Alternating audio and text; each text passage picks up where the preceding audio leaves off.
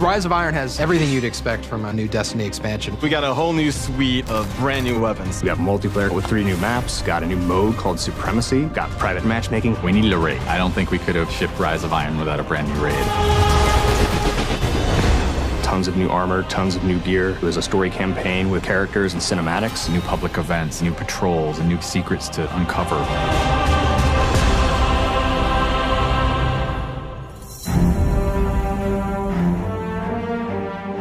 Rise of Iron's about looking at this story that's existed in the Destiny universe, this character, Lord Saladin. I am the lone sentry, and my watch is eternal. It's this journey to understand the past, what happened to these great heroes. The Iron Lords are gone, but our fight is far from over. And through that process, you're saving humanity, you're becoming an Iron Lord yourself, you're getting to wield a giant axe.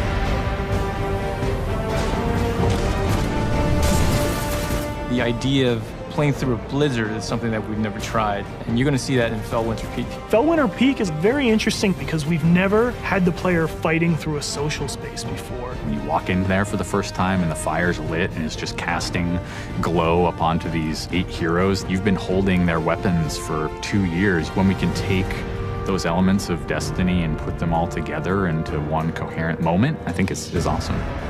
It is time to finish what I began so very long ago. Come, Guardian, help me give my friends the rest they deserve. This is the Guardian's journey with Saladin. He's sending you out into kind of a land that's been forgotten in the Cosmodrome. You're going into Earth, but it's changed, it's actually expanded.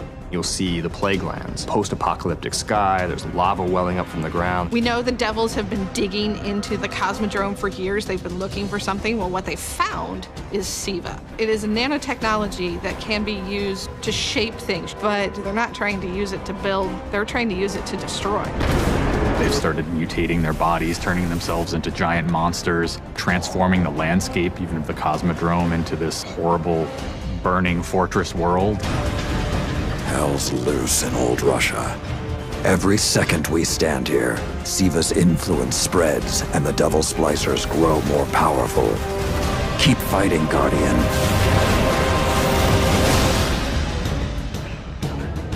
After the campaign finishes, you have patrols that really tell the story of this continued infestation in the land. And we have a new strike that shows just what the Fallen are doing with the Siva. It's this spooky place called the Wretched Eye. There's this really neat boss encounter. A fallen captain has plucked an eye out of an ogre, affixed it to his weapon, and he's using that to sort of tase you out of your rat hole while this blind ogre just walks around trying to crush you.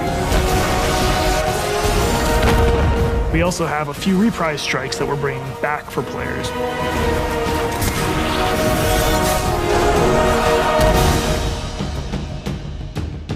We very consciously set out to create a journey. This is arc of claustrophobia, space inside the wall. And then you get on top of it, and it's sort of this amazing breath of fresh air. You get this vista from the Cosmodrome, it's lit on fire, and there's this death Zamboni who's just trying to crush your bones to dust. This giant machine with a ball arm, spikes on it. What does it mean in a raid when you got to run? I actually want that tension to exist. There's something really emotionally powerful about going on a journey, reaching to the top of the mountain and then crashing back down, confined once again. I think players had a lot of fun when they played Court of Oryx on the Dreadnought, and so we wanted to create a similar type of experience in the Plague Lands, give it this different theme. You ready for this? Almost Thunderdome, Mad Max kind of feel where you jump into the ring and the walls get closed off and then it's just fallen start pouring out. Here they come. And you get a giant flaming axe and you just start beating the crap out of guys.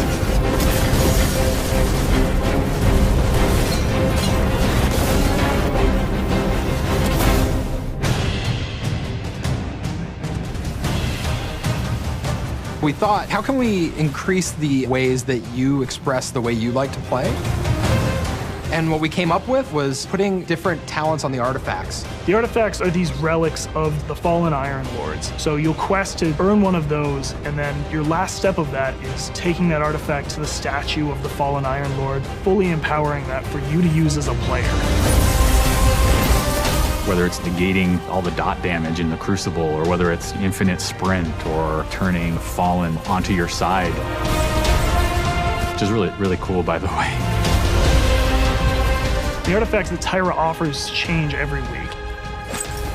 So there will always be something new and exciting for players following the campaign.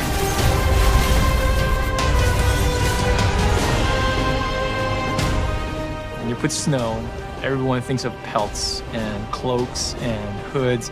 Wouldn't be a knight's tale without a knight's armor.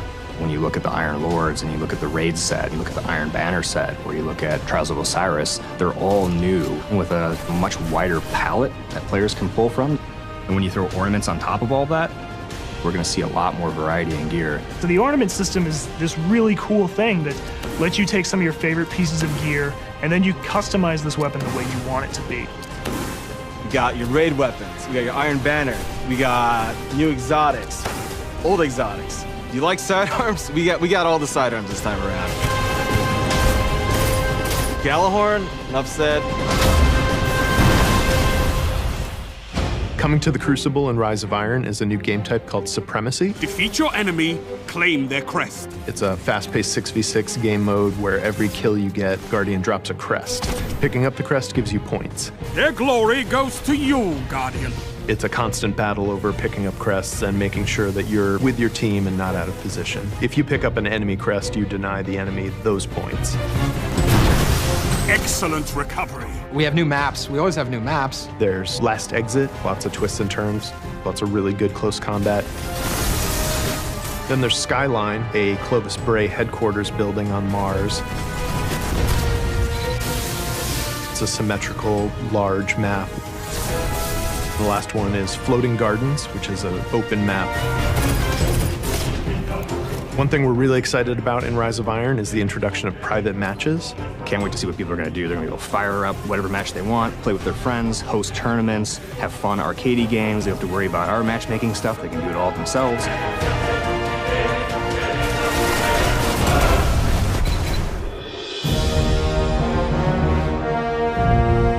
Sometimes when I play and I have headphones on and I'm in that world, I get little chills because it's not just the effects and the amazing graphics, it's the audio that helps reinforce the journey that you're going through. We really want Destiny to feel like it's a natural world that you inhabit, like it's a world that could exist, that does exist. The score is incredibly strong, and the work that the audio team has done on this game, it lights you up.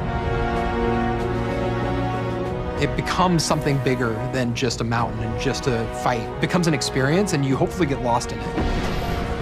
That sense of fun, that sense of adventure, that sense of the unknown, I want to see that translate to our fans and our players. When you see your character at the end of the campaign, I really, really hope that you feel triumphant and proud, like, wow, I'm becoming an Iron Lord.